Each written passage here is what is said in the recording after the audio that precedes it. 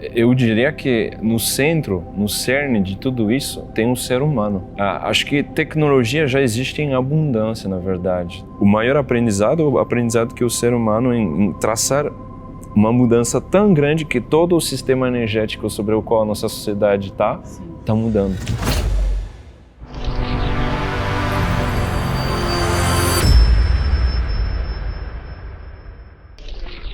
Olá, sou Helene Gritsapes e é um prazer estar aqui com vocês para mais um episódio do Green Talks.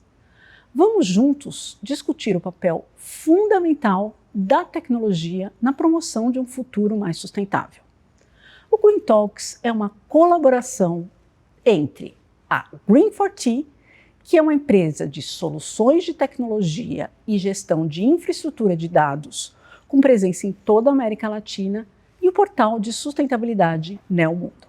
Hoje nós vamos falar de transição energética com um convidado especial, que é um francês, por isso que eu vou agora ler o nome dele, é o Mathieu Pixin. Ele é diretor do Sustainability Business da Schneider Electric para a América Latina.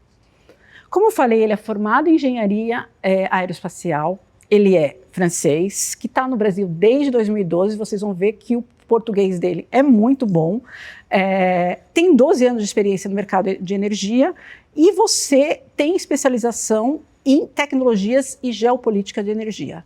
Bem-vinda, um prazer ter você aqui conosco. Muito obrigado, muito prazer, Eleni, um prazer estar aqui participando desse podcast e animado para a nossa conversa sobre tecnologia e sustentabilidade. Então, vamos falar da Schneider Electric, agora para começar.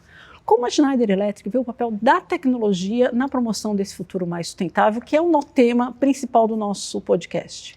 Perfeito. A Schneider hoje se posiciona como um industrial tech leader e a nossa missão como companhia é resolver um desafio climático sem deixar de lado o progresso para todo mundo. Às vezes a gente se refere a isso como fair ou just transition, uma transição para um mundo mais sustentável e inclusive, tendo uma jornada inclusiva. E para isso a tecnologia é fundamental. Sim. Ela é o enabler, a ferramenta que permite que todos os elementos da sustentabilidade, da descarbonização sejam visto de maneira transparente pela sociedade e que permitam fomentar canal de financiamento para as ações de descarbonização, por exemplo, concretas em tempo hábil. Então, tecnologia é um pilar-chave e enxergamos que o futuro sustentável não existiria com tanta gente no planeta sem tecnologia. Exato. Me fala um pouquinho, vamos falar de transição para energia renovável, porque quando a gente fala de tecnologia, sustentabilidade, vem logo na mente energias sustentáveis energia renováveis, desculpa. E você tem um papel muito importante de trabalho nessa área. Então, como é que a gente pode acelerar essa transição e quais são os principais obstáculos que a gente tem que enfrentar para essa aceleração? Primeiro, eu diria que o Brasil é um país abençoado em termos de energia renovável. Felizmente, a matriz energética brasileira já é bastante limpa em relação a outros lugares do mundo. O Brasil tem emissões per capita de 2 toneladas por pessoa, um pouco mais, que é muito inferior à maioria dos países do mundo, em grande parte graças a essa matriz limpa. Por isso eu vejo o Brasil como um exemplo a ser seguido. A gente encontra energia hidrelétrica renovável, solar, eólica, também nos combustíveis de carros e transporte tem o etanol. Então o Brasil tem muito conhecimento. Eu vejo que existem oportunidades de continuar nessa jornada utilizando coisas que já são conhecidas, porém que regulatoriamente demoraram para acontecer. Um exemplo bem prático, falando de eletricidade, hoje existe no país mais de 70 mil empresas e comércios de pequeno porte ou médio porte que desde janeiro de 2024 têm acesso ao chamado Mercado Livre de Energia Varejista. Imagina uma padaria que comprava a energia da sua concessionária, sendo a energia do grid brasileiro, uma energia relativamente limpa em comparação a outros países, porém não totalmente renovável. Sim. Essa padaria, hoje, ela já tem o direito e a opção de escolher um fornecedor de energia limpo, renovável e, ao mesmo tempo, reduzir até 40% sua conta de energia. Então, essa abertura regulatória, de repente, abriu um mercado e uma oportunidade de todas as pequenas e medianas empresas a capturarem essa oportunidade. E se você pensar do ponto de vista de grandes empresas que vinham trabalhando muito bem sobre seu escopo 1, escopo 2 de emissões, Sim. que são as emissões dentro da sua fábrica, dentro do seu data center, do seu building, elas precisavam de uma nova abertura para trabalhar com seus fornecedores pequenos e medianos, de pequeno e mediano porte, para que eles sejam limpos, sua vez. Então, esse é um exemplo de coisas oportunidades que existem permitindo acelerar a transição renovável, cada vez mais energia renovável para cada vez mais consumidores. Sim. E aí você falou do Brasil. Quando a gente olha para a América Latina, quais seriam os principais obstáculos? O que eles diferem um pouco do Brasil? Excelente pergunta. A gente tem uma diversidade de mix energético em outros países e mudar esse mix, a gente tem diversos países na região que usam muito mais gás natural do que o Brasil usa, que usam muito mais carvão que o Brasil usa, e mudar isso requer uma política clara, requer investimento. Eu acho que vários países pecam ainda por não ter uma política clara ou um incentivo claro para que a energia renovável seja mais disseminada. O Brasil tomou decisão muito tempo atrás, tanto para o álcool como para a energia eólica, no início de 2000, como para o INFA, que liberaram esse know-how, esses investimentos e essa massa crítica. Então, acho que o que a gente vai ver nesses outros países que ainda não adoptaram isso, vai permitir que se liberam. Por exemplo, na Argentina, em 2016, liberou um novo programa de governo e a taxa de energia renovável passou de 0% em 2016 na matriz elétrica a frequentemente 15% em poucos anos, em 6 anos. Então, a gente vê como algumas decisões nos outros países podem acelerar e fazer que eles alcancem ou reduzam um gap com o Brasil. Muito bom. Bom, eu quero falar agora de digitalização, que a gente está falando de coleta e análise dos dados, que é fundamental em qualquer mercado, e principalmente quando a gente fala de tecnologia.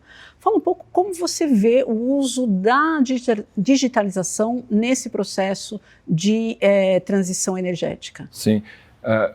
Primeiro, a energia não consumida é a mais limpa, né? Então, quando a gente fala de transição energética, acho que o mais razoável é considerar que antes de investir em energia renovável ou em paralelo, é importante reduzir o consumo e aumentar o que a gente chama de eficiência energética de todos os consumidores.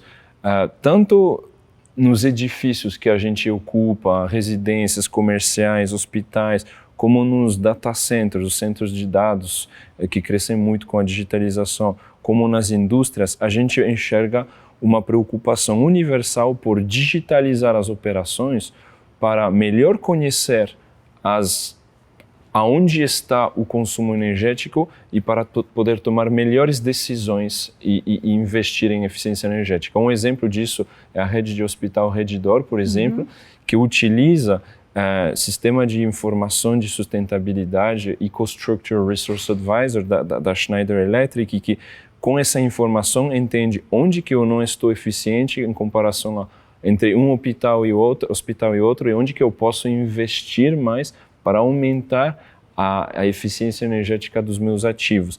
Então, o possuir a informação é fundamental. Um outro exemplo, uma rede bancária muito importante do país, tendo toda a sua informação de energia hospedada em um único lugar, é capaz de muito rapidamente entender em alguns cliques onde que eu deveria investir em energia renovável para, maximizar o retorno desse investimento e, dois, chegar para 100% de energia renovável no meu mix energético. Então, a informação ela é chave para tomar decisões e depois para reportar o progresso para a sociedade que está cobrando esse tipo de informação de transparência. Exato.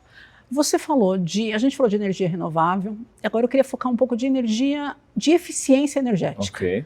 E aí, você deu o exemplo que fantástico de ter energia renovável na minha padaria, na minha loja, no meu cabeleireiro. Mas eu queria que você falasse um pouco de quais as soluções para melhorar a eficiência energética nos mais diversos setores. Perfeito. Primeiro, você acabou de comentar a digitalização, ou seja, saber aonde que está o meu consumo energético. Vamos supor esse prédio aqui. Você tem dezenas de andares, você tem ar-condicionado, iluminação. Esse edifício está sendo eficiente? Antigamente, você olhava a conta de energia e, ok, você tinha um primeiro índice, um primeiro parâmetro para opinar. Mas com a digitalização, você acumula uma quantidade de informação que permite aplicar inteligência artificial e automatizar as decisões sobre quando a luz liga, desliga, quando eu apago a cortina, ou desço a cortina ou subo a cortina. Isso é um exemplo concreto que dá para aplicar em indústrias, em centros de dados, em infraestruturas para otimizar. Então, tudo isso se apoia em IoT, ou seja, sensores, medidores de iluminação, de temperatura, que vão informar uma central de controle que com inteligência artificial vai construir modelos e ordens, e essas ordens vão ser aplicadas por automatos que vão baixar a cortina automaticamente sem que ninguém faça isso. Entendi. Agora eu queria saber um pouco dos exemplos de sucesso que você tem, tanto nessa transição para energia renovável, como de eficiência energética aqui na América Latina. O primeiro exemplo que eu comentei, né, da rede hospitalar Redditor, eles precisavam de uma base de dados centralizada. São muitos hospitais, né? A gente está falando de, se não me engano, ao redor de 80 hospitais no Brasil e um portafólio em constante mudança de prédios. Como você administra essa informação? Se você tem uma equipe cuidando disso, de repente essa equipe se desloca, muda de função, muda de departamento, de companhia. Você precisa de uma single source of truth, em inglês, uma fonte única de verdade que seja confiável, que seja auditável e rastreável. E o software Resource Advisor ajuda a Redditor a gerenciar essa informação e a conseguir economias tanto em financeira, mas também redução de impacto com redução de emissões, redução de uso de água também. Então, impactos positivos.